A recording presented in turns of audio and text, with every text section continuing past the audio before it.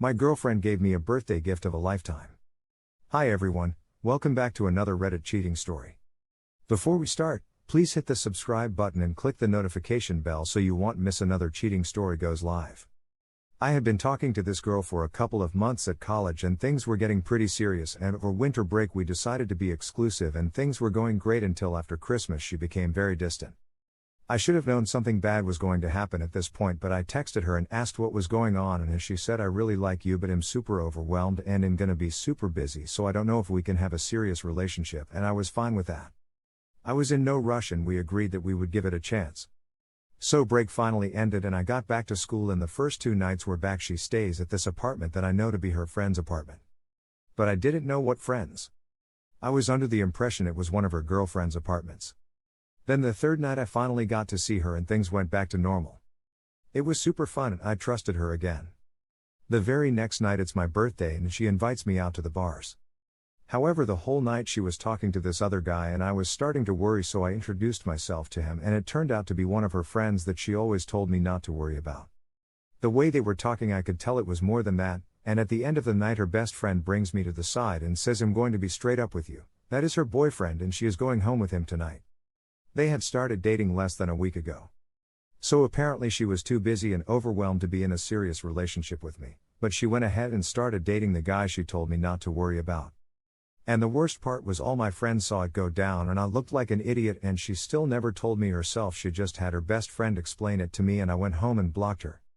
Worst birthday ever, and my trust issues are through the roof. And her best friend saying that to me is just replaying over and over in my head and I feel so stupid. Here are some of the best comments from our community. "You've got many things to look forward to in life, my man. A half-baked relationship should be the least of your worries. Why would she even invite you out if she intended to go home with some other guy? That girl is a real weirdo. Forget she ever existed and move on. You're still in college, so it was way too early to settle down and plan on getting serious anyway.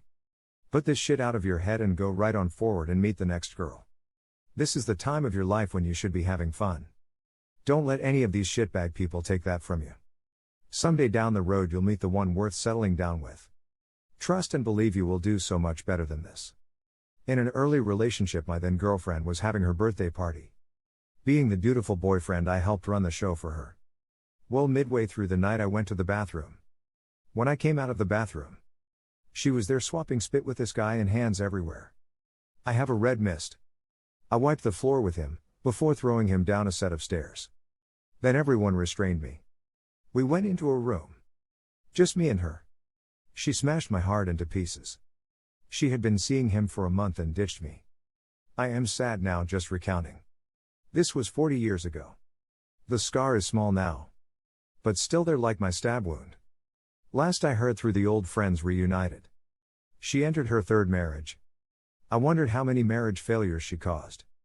There's a time and a place to do this. Not at a supposed happy event. Hopefully when you're my age, 59. You can think that you dodged a missile. Here is the second story.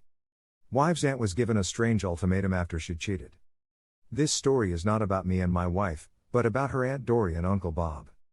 A little backstory: my wife comes from an incredibly conservative Christian religious family. Up until the mid-80s their advice to members included no jewelry, women were to abstain from wearing slacks or pants, and they were discouraged from cutting their hair. My wife does not follow all the tenets, but she is pretty puritanical in her beliefs. And she practically worships the ground her Aunt Dory walks on. Aunt Dory is a rock star in their church. She's tall and statuesque and serves on the finance committee and teaches Sunday school. Dory graduated college with a degree in finance and worked her way up the ranks in a firm that specializes in forensic accounting. It's kind of hush-hush in the family, but I'm pretty sure she works for a company that subcontracts with the government to investigate organized crime. Anyways, this story starts years ago when my wife and I were in a nearby indoor shopping mall. Up ahead of us we see Aunt Dory come out of a Fredericks of Hollywood lingerie store with 2 large, full bags of clothing. This is not your run-of-the-mill lingerie. This place sells the raunchy, sex kitten kind of undergarments, garter belts, baby doll nighties, you get the drift. Definitely out of character for a church matriarch. Dory sees us, we see her, and there is an incredibly awkward pause as her face turns scarlet. She says hi and then skedaddles as fast as she can. My wife and I laugh a bit and I say, Half jokingly, I hope that was for Uncle Bob. Uncle Bob is the polar opposite of Dory. He's short, round and decidedly unmotivated. He's been a bus driver for as long as we've known him, and he does not seem to have any desire to advance any further than doing 40 hours a week at just above minimum wage. So I don't think much more of the chance meeting, but apparently my comment really bothered my wife. Next thing I know, she tells me she is having lunch with Aunt Dory on Saturday.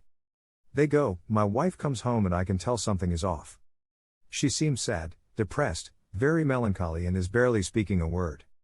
It takes a few days, but my wife finally tells me the story. Apparently Aunt Dory worked on a case that involved a lot of late nights with a tight-knit team that included an older gentleman in one of the alphabet agencies.